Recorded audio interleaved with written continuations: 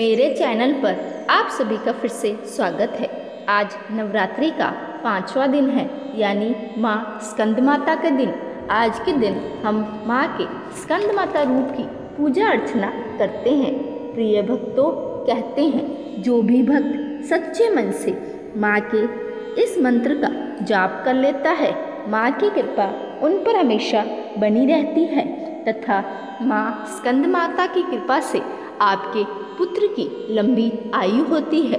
उनके सभी कष्ट रोग हर लिए जाते हैं। उनके घर में सुख समृद्धि आती है। उनका व्यापार बहुत तेजी से चलता है तथा उनको कभी भी किसी भी प्रकार की कोई कमी महसूस नहीं होती है। वे अथाह धन के धनी होते हैं।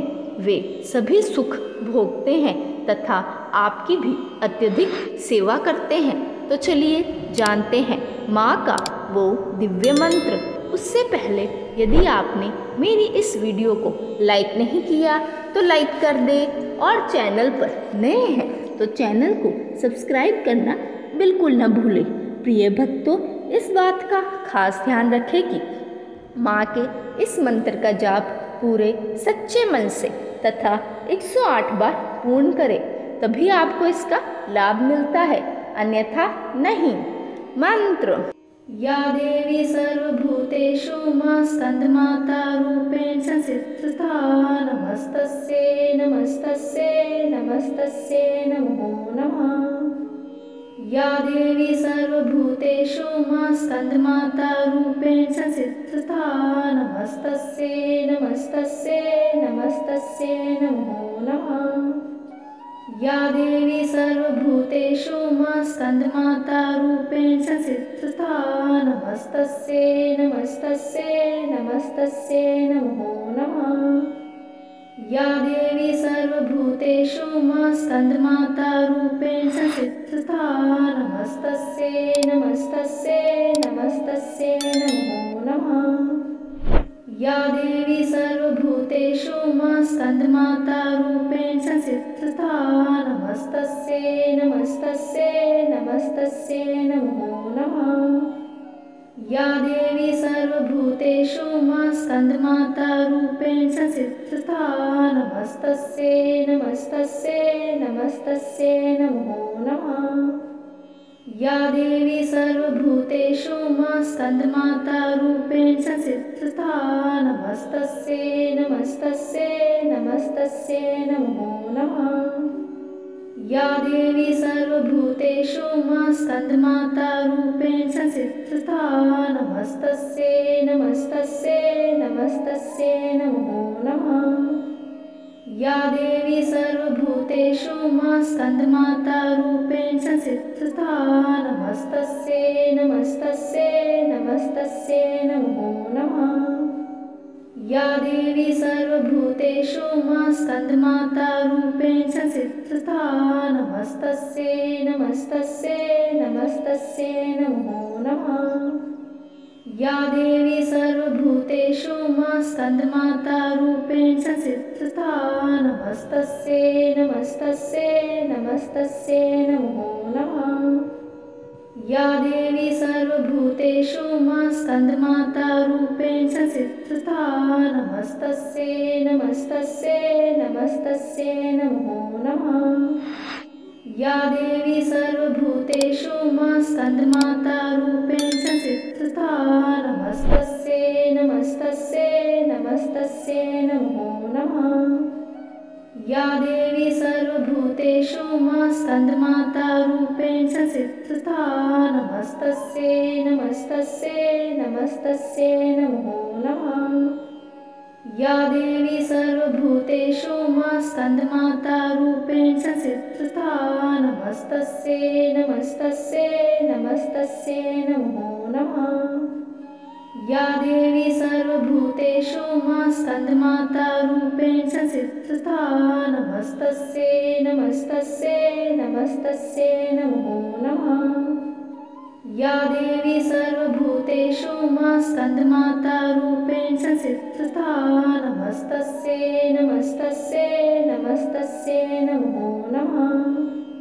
या देवी सर्वभूतेषु मा स्कन्दमाता रूपेण संस्थिता नमस्तस्यै नमस्तस्यै नमस्तस्यै नमो नमः।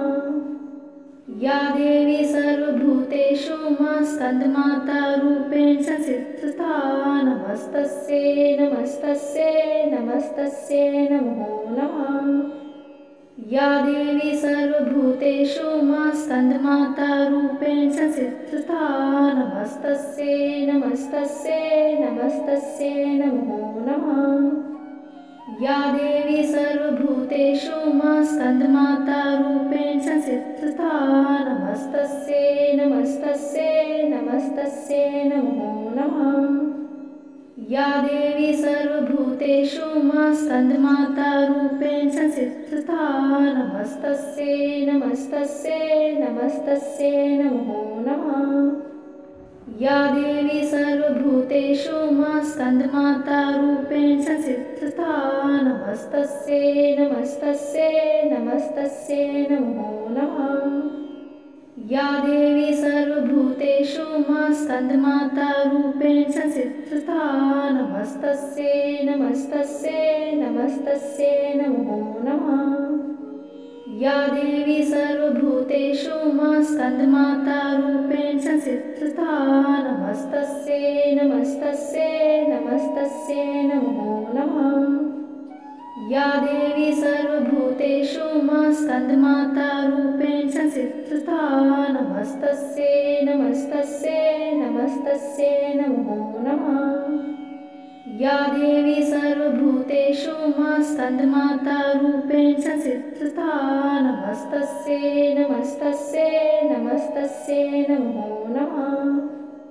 या देवी सर्वभूतेषु मा स्कन्दमाता रूपेण संस्थिता नमस्तस्यै नमस्तस्यै नमस्तस्यै नमो नमः। या देवी सर्वभूतेषु मा स्कन्दमाता रूपेण संस्थिता नमस्तस्यै नमस्तस्यै नमस्तस्यै नमो नमः। या देवी सर्वभूतेषु मा स्कन्दमाता रूपेण संस्थिता नमस्तस्यै नमस्तस्यै नमस्तस्यै नमो नमः। या देवी सर्वभूतेषु मा स्कन्दमाता रूपेण संस्थिता नमस्तस्यै नमस्तस्यै नमस्तस्यै नमो नमः। या देवी सर्वभूतेषु मा स्कन्दमाता रूपेण संस्थिता नमस्तस्यै नमस्तस्यै नमस्तस्यै नमो नमः। या देवी सर्वभूतेषु मा स्कन्दमाता रूपेण संस्थिता नमस्तस्यै नमस्तस्यै नमस्तस्यै नमो नमः। या देवी सर्वभूतेषु मा स्कन्दमाता रूपेण संस्थिता नमस्तस्यै नमस्तस्यै नमस्तस्यै नमो नमः। या देवी सर्वभूतेषु मा स्कन्दमाता रूपेण संस्थिता नमस्तस्यै नमस्तस्यै नमस्तस्यै नमो नमः। या देवी सर्वभूतेषु मा स्कन्दमाता रूपेण संस्थिता नमस्तस्यै नमस्तस्यै नमस्तस्यै नमो नमः। या देवी सर्वभूतेषु मा स्कन्दमाता रूपेण संस्थिता नमस्तस्यै नमस्तस्यै नमस्तस्यै नमो नमः। या देवी सर्वभूतेषु मा स्कन्दमाता रूपेण संस्थिता नमस्तस्यै नमस्तस्यै नमस्तस्यै नमो नमः। या देवी सर्वभूतेषु मा स्कन्दमाता रूपेण संस्थिता नमस्तस्यै नमस्तस्यै नमस्तस्यै नमो नमः। या देवी सर्वभूतेषु मा स्कन्दमाता रूपेण संस्थिता नमस्तस्यै नमस्तस्यै नमस्तस्यै नमो नमः।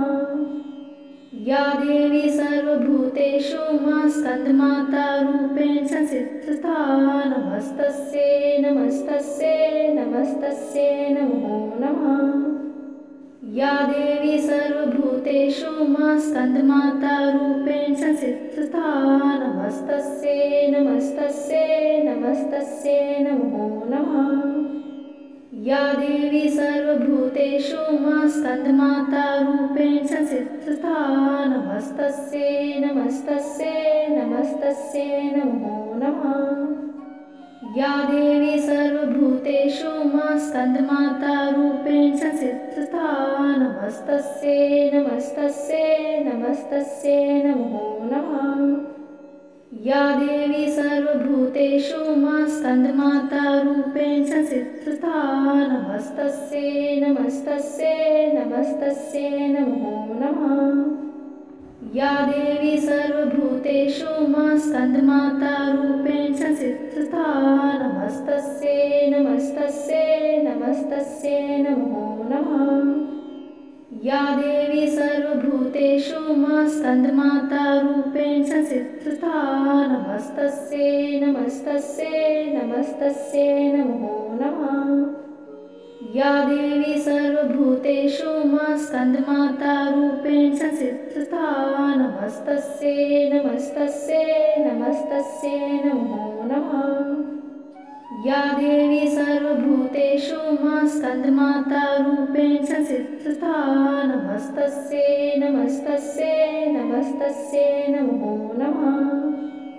या देवी सर्वभूतेषु मा स्कन्दमाता रूपेण संस्थिता नमस्तस्यै नमस्तस्यै नमस्तस्यै नमो नमः।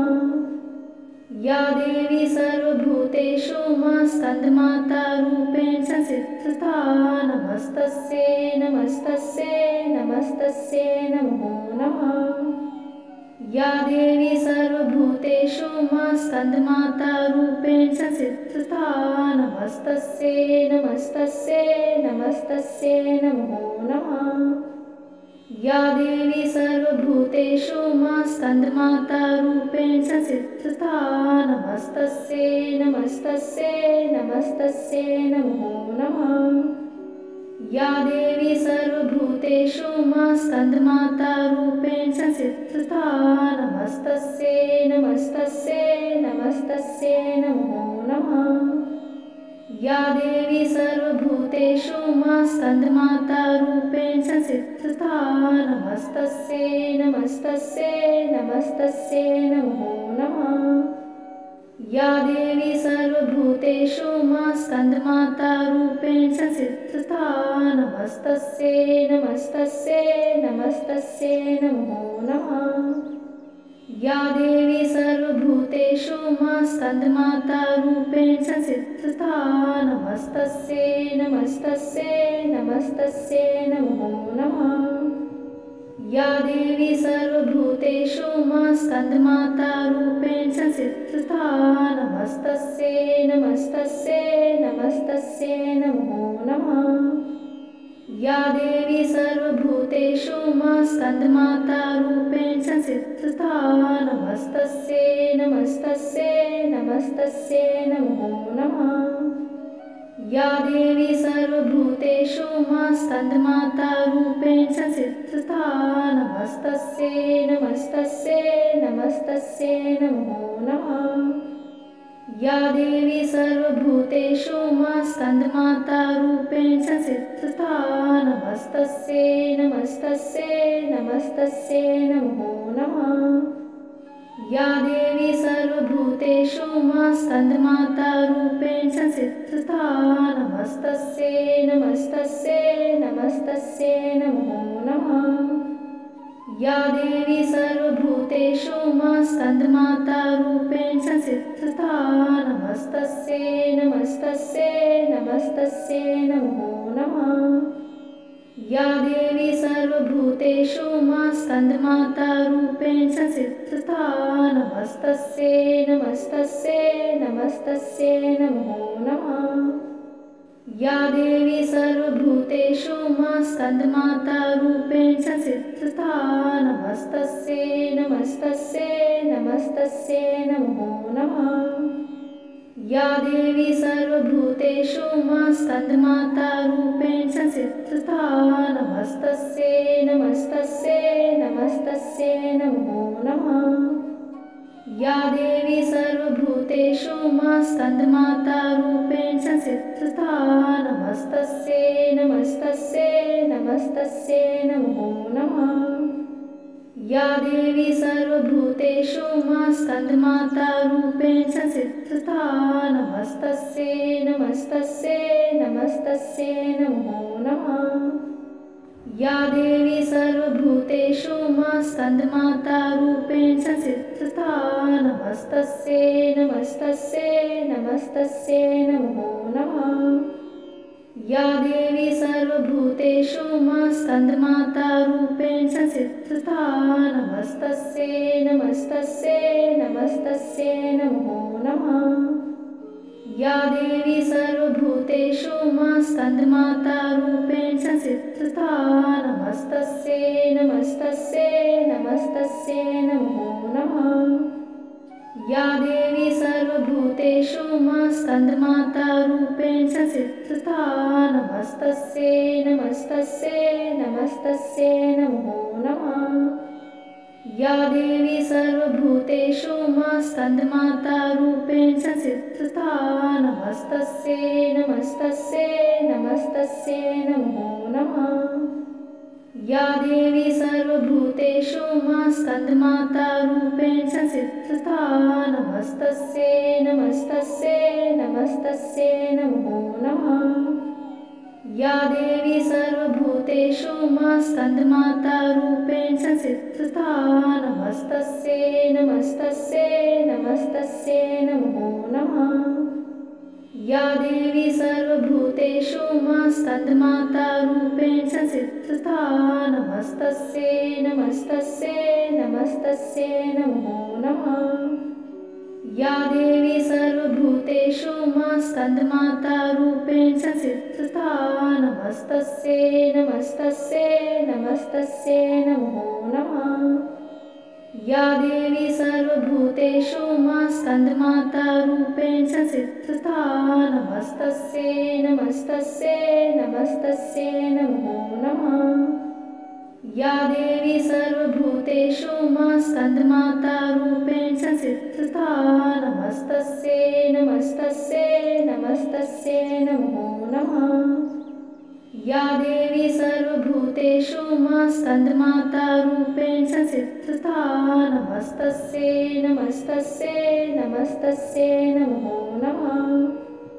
या देवी सर्वभूतेषु स्कन्दमातारूपेण संस्थिता नमस्तस्यै नमस्तस्यै नमस्तस्यै नमो नमः। या देवी सर्वभूतेषु स्कन्दमातारूपेण संस्थिता नमस्तस्यै नमस्तस्यै नमस्तस्यै नमो नमः। या देवी सर्वभूतेषु स्कन्दमातारूपेण संस्थिता नमस्तस्यै नमस्तस्यै नमस्तस्यै नमो नमः। या देवी सर्वभूतेषु स्कन्दमातारूपेण संस्थिता नमस्तस्यै नमस्तस्यै नमस्तस्यै नमो नमः। या देवी सर्वभूतेषु स्कन्दमातारूपेण संस्थिता नमस्तस्यै नमस्तस्यै नमस्तस्यै नमो नमः। या देवी सर्वभूतेषु स्कन्दमातारूपेण संस्थिता नमस्तस्यै नमस्तस्यै नमस्तस्यै नमो नमः। या देवी सर्वभूतेषु स्कन्दमातारूपेण संस्थिता नमस्तस्यै नमस्तस्यै नमस्तस्यै नमो नमः। या देवी सर्वभूतेषु स्कन्दमातारूपेण संस्थिता नमस्तस्यै नमस्तस्यै नमस्तस्यै नमो नमः। या देवी सर्वभूतेषु स्कन्दमातारूपेण संस्थिता नमस्तस्यै नमस्तस्यै नमस्तस्यै नमो नमः। या देवी सर्वभूतेषु स्कन्दमातारूपेण संस्थिता नमस्तस्यै नमस्तस्यै नमस्तस्यै नमस्तस्यै नमो नमः। या देवी सर्वभूतेषु मा स्कन्दमातारूपेण संस्थिता नमस्तस्यै नमस्तस्यै नमस्तस्यै नमो नमः। या देवी सर्वभूतेषु मा स्कन्दमातारूपेण संस्थिता नमस्तस्यै नमस्तस्यै नमस्तस्यै नमो नमः। या देवी सर्वभूतेषु मा स्कन्दमातारूपेण संस्थिता नमस्तस्यै नमस्तस्यै नमस्तस्यै नमो नमः। या देवी सर्वभूतेषु मा स्कन्दमातारूपेण संस्थिता नमस्तस्यै नमस्तस्यै नमस्तस्यै नमो नमः। या देवी सर्वभूतेषु मा स्कन्दमातारूपेण संस्थिता नमस्तस्यै नमस्तस्यै नमस्तस्यै नमो नमः। या देवी सर्वभूतेषु मा स्कन्दमातारूपेण संस्थिता नमस्तस्यै नमस्तस्यै नमस्तस्यै नमो नमः। या देवी सर्वभूतेषु मा स्कन्दमातारूपेण संस्थिता नमस्तस्यै नमस्तस्यै नमस्तस्यै नमो नमः। या देवी सर्वभूतेषु मा स्कन्दमातारूपेण संस्थिता नमस्तस्यै नमस्तस्यै नमस्तस्यै नमो नमः। या देवी सर्वभूतेषु मा स्कन्दमातारूपेण संस्थिता नमस्तस्यै नमस्तस्यै नमस्तस्यै नमो नमः। या देवी सर्वभूतेषु मा स्कन्दमातारूपेण संस्थिता नमस्तस्यै नमस्तस्यै नमस्तस्यै नमो नमः। या देवी सर्वभूतेषु मा स्कन्दमातारूपेण संस्थिता नमस्तस्यै नमस्तस्यै नमस्तस्यै नमो नमः। या देवी सर्वभूतेषु मा स्कन्दमातारूपेण संस्थिता नमस्तस्यै नमस्तस्यै नमस्तस्यै नमो नमः। या देवी सर्वभूतेषु मा स्कन्दमातारूपेण संस्थिता नमस्तस्यै नमस्तस्यै नमस्तस्यै नमो नमः।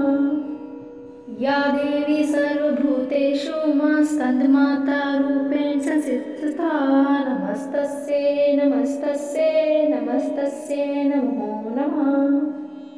या देवी सर्वभूतेषु मा स्कन्दमातारूपेण संस्थिता नमस्तस्यै नमस्तस्यै नमस्तस्यै नमो नमः। या देवी सर्वभूतेषु मा स्कन्दमातारूपेण संस्थिता नमस्तस्यै नमस्तस्यै नमस्तस्यै नमो नमः। या देवी सर्वभूतेषु मा स्कन्दमातारूपेण संस्थिता नमस्तस्यै नमस्तस्यै नमस्तस्यै नमो नमः। या देवी सर्वभूतेषु मा स्कन्दमातारूपेण संस्थिता नमस्तस्यै नमस्तस्यै नमस्तस्यै नमो नमः। या देवी सर्वभूतेषु मा स्कन्दमातारूपेण संस्थिता नमस्तस्यै नमस्तस्यै नमस्तस्यै नमो नमः। या देवी सर्वभूतेषु मा स्कन्दमातारूपेण संस्थिता नमस्तस्यै नमस्तस्यै नमस्तस्यै नमो नमः। या देवी सर्वभूतेषु मा स्कन्दमातारूपेण